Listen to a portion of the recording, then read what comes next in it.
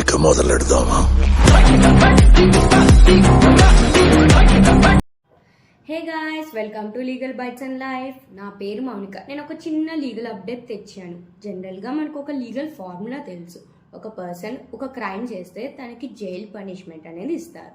కానీ అదే పర్సన్ తనకున్న మెంటల్ కండిషన్ వాడి ఆ జైల్ పనిష్మెంట్ నుండి తప్పించుకోవచ్చు. ఎలా అంటారా? అసలు దీనికి ఆన్సర్ ఏంటంటారా? నేను చెప్తా వినండి. రీసెంట్గా సుప్రీంకోర్టు ఒక జడ్జిమెంట్ అనేది పాస్ చేసింది. అదే దశరథ్ పాత్ర వర్సెస్ స్టేట్ ఆఫ్ ఛత్తీస్గఢ్. ఈ కేసు 2018లో ఫైల్ చేశారు. అసలు ఫ్యాక్ట్స్ ఏంటంటారా? ఈ కేసులో మొత్తం 3 పర్సన్స్ ఇన్వాల్వ్ అయి ఉన్నారు. అస్సాం గోట, రామ్ కారంగా, దశరథ్ పాత్ర. అస్సాం గోట ఇంకా రామ్ కారంగా ఒకరోజు ఫీల్డ్స్లో గ్రాస్ కట్ చేస్తూ ఉన్నారు. ఆ టైంలోనే దశరథ్ పాత్ర, ఈ కేసులో అక్యూజ్డ్, ఒక లాంగ్ ఐరన్ పైప్ తీసుకొని అస్సాం గోట తల మీద గట్టిగా కొట్టాడు. ఆ దెబ్బకి అస్సాం గోట చనిపోయాడు. అది చూసిన రామ్ కారంగా అక్యూజ్డ్ నుండి తప్పించుకోవడానికి ఫాస్ట్గా పరిగెత్తాడు. ఇదంతా చూసిన విలేజర్స్ అక్యూజ్డ్ మీద 2018లో కేసు ఫైల్ చేశారు. సెక్షన్ 352, 201, 302 ఆఫ్ ఐపీసీ ప్రకారంగా అక్యూజ్డ్ని కన్విక్ట్ చేశారు. ట్రయల్ కోర్ట్ కూడా అక్యూజ్డ్ గిల్టీ ఆఫ్ క్రైమ్ అని డిక్లేర్ చేసింది. కానీ అక్యూజ్డ్ ఊరుకోడు కదా. సో అక్యూజ్డ్ హైకోర్టుకి అపీల్ వేశారు. కానీ హైకోర్టు కూడా ట్రయల్ కోర్ట్ ఇచ్చిన డెసిషన్ కరెక్ట్ అనే చెప్పింది. కానీ అక్యూజ్ లాయర్ కొన్ని పాయింట్స్ని రైజ్ చేశారు. ఏమిటంటే, ప్రాసిక్యూషన్ విట్నెసెస్ స్టేట్మెంట్స్ ప్రకారంగా అక్యూజ్ క్రైమ్ చేసే టైంలో తన మెంటల్ కండిషన్ బాగాలేదని, తన అసలు కరెక్ట్గానే లేడు అని ఈ పాయింట్స్ని రైజ్ చేశారు. కానీ హైకోర్టు ఈ పాయింట్స్ని రిజెక్ట్ చేసింది. అసలు అక్యూజ్డ్ లాయర్ ఈ పాయింట్స్ని రైజ్ చేసిన మెయిన్ రీజన్ ఏంటంటే, తను సెక్షన్ 84 ఆఫ్ ఐపీసీని డిఫెన్స్గా యూజ్ చేయాలని అనుకున్నాడు. ఈ సెక్షన్ 84ని ప్రూవ్ చేయడానికి కూడా ఒక 2 సుప్రీంకోర్టు జడ్జ్మెంట్స్ని రిఫర్ చేశారు. అందులో first, Dahyabhai Chhaganbhai Thakker versus state of Gujarat. Accused insanity అనే డిఫెన్స్ని యూజ్ చేయాలంటే బర్డెన్ ఆఫ్ ప్రూఫ్ ఎలా వర్క్ అవుతుందో ఈ కేసులో 3 పాయింట్స్లో ఎక్స్ప్లెయిన్ చేశారు. ఫస్ట్, ప్రాసిక్యూషన్ వాళ్ళు అక్యూజ్డ్ యొక్క మెంటల్ కండిషన్ గురించి బియాండ్ రీజనబుల్ డౌట్ ప్రూవ్ చేయాలి. సెకండ్, అక్యూజ్డ్ తన మెంటల్ కండిషన్ గురించి before crime, during the crime, after crime గురించి ఎవిడెన్స్ ఏమైనా ఉంటే ప్రజెంట్ కూడా చేయొచ్చు. థర్డ్ థింగ్, అక్యూజ్డ్ ఒక చిన్న రీజనబుల్ డౌట్ తన మెంటల్ కండిషన్ గురించి రైజ్ చేసినా కూడా ఆటోమేటిక్గా కేసు అనేది అక్యూజ్డ్కి ఫేవర్గానే మారిపోతుంది, అన్లెస్ ప్రాసిక్యూషన్ 100% ఎవిడెన్స్తో ప్రూవ్ చేసేంత వరకు. ఈ sentences same Rupesh Manger versus state of సిక్కింలో కూడా ఎక్స్ప్లెయిన్ చేశారు.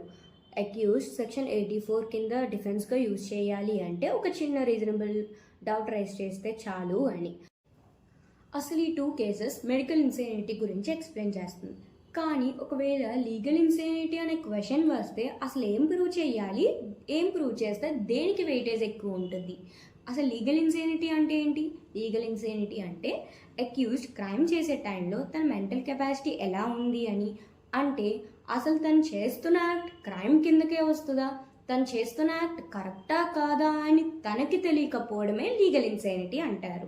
లీగల్ ఇన్సెనిటీని Surendra Mishra versus state of జార్ఖండ్లో ఎక్స్ప్లెయిన్ చేశారు. అక్యూజ్ సెక్షన్ 84ని డిఫెన్స్గా యూజ్ చేయాలంటే తను లీగల్ ఇన్సెనిటీని ప్రూవ్ చేయాలి. మెడికల్ ఇన్సెనిటీ ప్రూవ్ చేయడం నెససరీ కాదు అని చెప్పింది. కానీ ఇన్సెనిటీ అనే వర్డ్ని ఐపీసీలో ఎక్కడా డిఫైన్ చేయలేదు. సో డిఫరెంట్ సిచ్యువేషన్స్లో డిఫరెంట్ మీనింగ్స్తో వాడుకుంటారు. కానీ అక్యూజ్డ్ క్రైమ్ చేసే టైంలో తను కేవలం చాలా కోపంగా ఉన్నాడు లేదా తను ఎమోషనల్గా అన్స్టేబుల్గా ఉన్నాడు అని డిఫెన్స్ యూజ్ చేస్తే అది ఇన్సెనిటీ కింద రాదు. అసలు అది ఇన్సెనిటీ అనేదే కాదు. సో ఒకవేళ అక్యూజ్డ్ సెక్షన్ 84ని డిఫెన్స్గా యూజ్ చేయాలంటే తను లీగల్ ఇన్సెనిటీని ప్రూవ్ చేయాలి. మెడికల్ ఇన్సెనిటీ ప్రూవ్ చేయడం నెససరీ కాదు. అండ్ అక్యూజ్డ్ ఈ ఇన్సెనిటీని ప్రూవ్ చేయాల్సిన రెస్పాన్సిబిలిటీ తన మీదే ఉంటుంది. అండ్ తను దీనికి related evidence before the crime, during the crime, after the crime లేదా ఏమైనా పాస్ట్ మెడికల్ రికార్డ్స్ ఏమైనా ఉన్నా కూడా అవి కూడా ప్రజెంట్ చేయొచ్చు. ఒకవేళ అక్యూజ్డ్ సెక్షన్ 84ని ప్రూవ్ చేసినా కూడా కానీ కోర్ట్ అక్యూజ్డ్కి లీగల్ ఇన్సెనిటీ లేదు అని తెలిస్తే కోర్ట్ సెక్షన్ 84ని అప్లై చేయదు. సో అన్సౌండ్నెస్ ఆఫ్ మైండ్ లేదా ఇన్సెనిటీని ప్రూవ్ చేయాల్సిన రెస్పాన్సిబిలిటీ అక్యూజ్డ్ మీదే ఉంటుంది.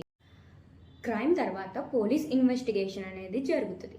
కానీ ఆ ఇన్వెస్టిగేషన్ టైంలో పోలీస్ కనుక అక్యూజ్డ్ యొక్క పాస్ట్ మెడికల్ రికార్డ్స్ ఏమైనా డిస్కవరీ చేస్తే వెంటనే అక్యూజ్డ్కి మెడికల్ ఎగ్జామినేషన్ అనేది జరిపించాలి. ఆ ఎగ్జామినేషన్ తర్వాత ఆ రికార్డ్స్ కోర్టుకి ప్రజెంట్ చేయాలి. ఒకవేళ పోలీస్ ఇవేమీ చేయకపోతే ఆటోమేటిక్గా అక్యూజ్డ్కి ఈ కేసు స్ట్రాంగ్గా అవుతుంది. బెనిఫిట్ ఆఫ్ డౌట్ రేస్ చేసే ఛాన్స్ కూడా ఇస్తుంది. ఇదంతా చూసిన తర్వాత మన రీసెంట్ కేసులో అంటే దశరథ్ పాత్ర వర్సెస్ స్టేట్ ఆఫ్ ఛత్తీస్గఢ్లో క్రాస్ ఎగ్జామినేషన్ టైంలో అందరూ విట్నెసెస్ అక్యూజ్డ్కి ఫేవర్గానే చెప్పారు. అంటే అక్యూజ్డ్ క్రైమ్ చేసే టైంలో తన మెంటల్ కండిషన్ అస్సలు బాగాలేదని, క్రైమ్ చెయ్యకముందు కూడా తను అందరితో గొడవలు పడుతూ ఉండేవాడు అని చెప్పారు. కానీ విచిత్రం ఏంటంటే ప్రాసిక్యూషన్ వాళ్ళు అసలు తన మెంటల్ కండిషన్ గురించి అడగలేదు, లేదా ఈ స్టేట్మెంట్స్ని బేస్ చేసుకున్న తర్వాత అసలు తనకి ఎగ్జామినేషన్ కండక్ట్ చేయమని కూడా ట్రయల్ కోర్ట్ని అడగలేదు. జనరల్గా లా ప్రకారంగా ఒక పర్సన్ క్రైమ్ చేసే టైంలో తను లునాటిక్ అని కోర్ట్ కనుక నమ్మితే అసలు ఆ క్రైమ్ని కన్సిడర్ కూడా చేయదు.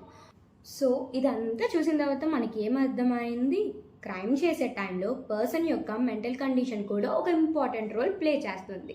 అండ్ సెక్షన్ 84 కింద డిఫెన్స్గా యూజ్ చేయాలంటే ఒక చిన్న రీజనబుల్ డౌట్ రైజ్ చేసినా చాలు, ఆటోమేటిక్గా కేసు అనేది అక్యూజ్డ్కి ఫేవర్గానే మారిపోతుంది. ఈ కేసు ఫైల్ కావాలంటే డిస్క్రిప్షన్లో ఉంది, డౌన్లోడ్ చేసి చదువుకోవచ్చు. Thank you for watching.